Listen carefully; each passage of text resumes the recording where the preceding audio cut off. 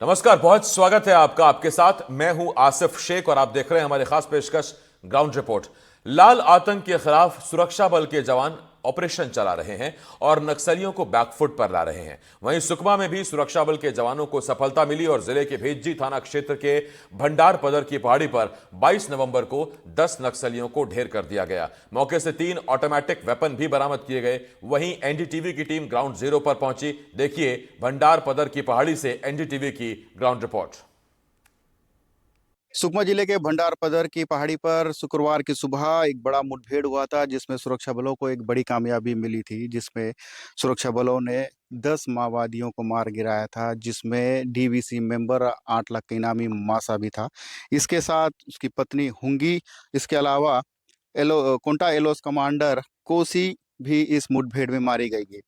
सुरक्षा बलों ने 6 माओवादियों को शिनाख्त कर लिया है और बचे 4 माओवादियों की शिनाख्त की कार्रवाई की जा रही है। इस वक्त मैं ग्राउंड जीरो पर हूं और यही वो भंडार पदर का इलाका है। ये वो जो पहाड़ी है, यहाँ माओवादियों ने बीते 4 दिनों से कैंप किया था और इसकी सूचना मिलने के बाद किस्टाराम और भेज्जी इलाके से सुरक्षा बलों की टीम यानी डीआरजी की टीम को मौके के लिए रवाना किया गया था। इस तरफ आप देख रहे हैं, ये इलाका किस्टाराम थाना क्षेत्र में आता है। यहाँ से 3 पार्टियां पोटकपल्ली कैंप से भेजी गई थी और इस तरफ से भेज्जी का इलाका है, यहाँ से भी 3 डीआरजी की टीम इस इलाके में भेजी गई थी। चारों तरफ से जब जवान यहाँ पहुंचे, उसके बाद इस पूरे इलाके को घेर लिया और सुबह तड़के एक जबरदस्त फायरिंग हुई, जिसमें 10 नक्सलियों को मार गिराने में जवानों को सफलता मिली। ये मौके पर मैं मौजूद हूँ, ये ग्राउंड जीरो। आप देखिए, ये खून के धब्बे आप प्रमाण है कि किस तरह ये मुठभेड़ हुआ और जवानों ने कितनी बड़ी सफलता हासिल की। ये मौके पर खून के धब्बे देख सकते हैं आप। और यहाँ आपको एक बम, आपको जिंदा बम दिखाने का की कोशिश करता हूँ। मैं मेरे साथी से कहूँगा, ये बम देख लीजिए, ये बम जिंदा है और बेहद खतरनाक है। इसे हम छू नहीं सकते क्योंकि ये छूने पर कुछ भी हो सकता है, क्योंकि ये बम अभी यही मौके पर पड़ा हुआ है। और ये आप ये पास में देखिए, जो फायरिंग, कितनी ताबड़तोड़ फायरिंग थी, जवानों ने किस तरह से माओवादियों को घेरा था। मौके पर ये बुलेट्स के खोखे भी यहाँ मौके पर पड़े हुए हैं। ये देखिए, ये सेल, ये चारों तरफ से जब फायरिंग हो रही थी, जवानों को मौका नहीं मिला। जवानों ने जब माओवादियों को घेरा तो उन्हें मौका नहीं मिला और चारों तरफ से जवानों ने माओवादियों को मार गिराया। भागने की कोशिश कर रहे थे, लेकिन घेराबंदी कर किसी तरह मावा जवानों ने नक्सलियों को यहीं पे गोली मार उन्हें मार गिराया था। ये अ, अंदाजा लगाया जा रहा है कि इस तरफ नक्सली भागने का प्रयास कर रहे थे और ये आप देख सकते हैं, नक्सलियों के चप्पल यहाँ मौके पर मौजूद है।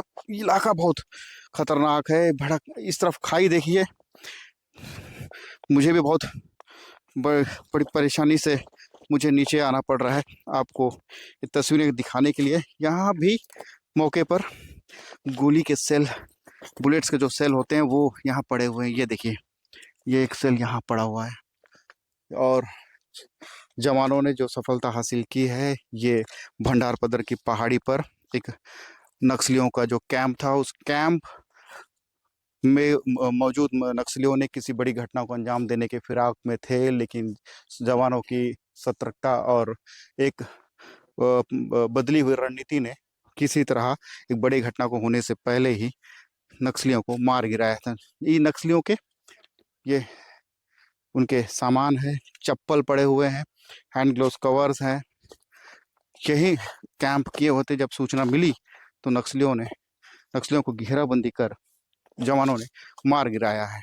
बीते 8-9 महीने में जिस तरह से बस्तर पुलिस लगातार माओवादियों को के खात्मे के लिए ऑपरेशन चला रही है, इसमें बड़ी सफलताएं मिल रही हैं। अब तक बस्तर के अलग अलग जिलों में 200 से ज्यादा माओवादियों को मार गिराया गया है, जिसमें 300 से ज्यादा नक्सली समर्पण कर चुके हैं। वहीं कई ऐसे नक्सली हैं जिन्हें गिरफ्तार भी किया गया। सुकमा जिले की अगर बात करें, बीते 5-6 महीनों में 280 से ज़्यादा नक्सलियों को समर्पण कराया गया है। ग्राउंड जीरो से एनडीटीवी के लिए सलीम शेख। राजनांदगांव के धुर नक्सल प्रभावित क्षेत्र कटेमा में पुलिस और सुरक्षा बलों के नए कैंप खोले गए हैं। यहां कैंप खुलने के बाद क्षेत्र की तस्वीर बदल गई है। पुलिस और पैरामिलिट्री फोर्स के द्वारा लगातार नक्सल विरोधी अभियान चलाया जा रहा है और कटेमा में बेस कैंप खुलने से इलाके में नक्सलियों की गतिविधि कम हो गई है और नक्सली अब बैकफुट पर आ गए हैं। ये रिपोर्ट देखिए, जवान मुस्तैद, बैकफुट पर नक्सली। लगातार पुलिस अभियान चला रही है। कटेमा बेस कैंप एक खास खोला गया है। लगभग साल भर हो गए बेस कैंप को। किस तरीके से कार्य किया जा रहा है? ये जो कटेमा जो इलाका है, ये ट्रांजैक्शन का इलाका था। इसमें महाराष्ट्र, मध्य प्रदेश, छत्तीसगढ़ तीनों की सीमा लगती थी और ये बहुत बड़ा एक ब्लैंक इलाका था जहां पर बहुत दूर तक फोर्स के कोई कैंप नहीं था।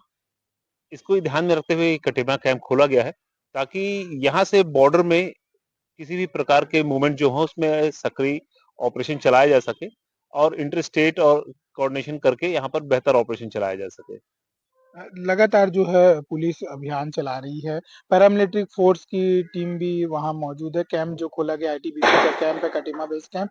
किस तरीके से उस इलाके में नक्सलियों की मूवमेंट थी और अभी क्या स्थिति है उस बेस कैंप के खुलने के बाद?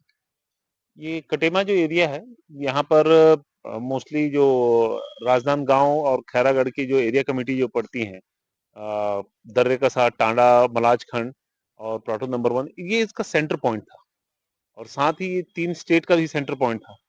और क्योंकि बॉर्डर से बिल्कुल ये जो कैंप है बिल्कुल बॉर्डर से लगा हुआ है, इसका फायदा उठाकर नक्सली यहाँ पर रेगुलर मूवमेंट करते रहते थे। और पुलिस का मूवमेंट, क्योंकि यहाँ पर पहुंचना ही बहुत बड़ा टास्क हुआ करता था, उस समय राजनांदगांव डिस्ट्रिक्ट हुआ करता था, तो यहाँ पर आना या तो गातापार से फोर्स आती थी या राजनांदगांव से आती थी या डोंगरगढ़ से आती थी, तो ये काफी ज्यादा डिस्टेंस वाला टास्क हो जाता था।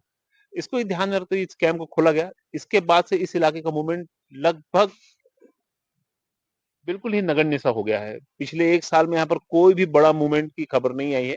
छोटे-मोटे मूवमेंट्स एरिया कमेटी के पता चलते हैं, परंतु पहले जैसे यहाँ पर लंबे बड़े मूवमेंट होते थे कि 100 नक्सली, 150 नक्सली आए, ऐसा कोई भी मूवमेंट यहाँ पर उसके बाद पता नहीं चला है।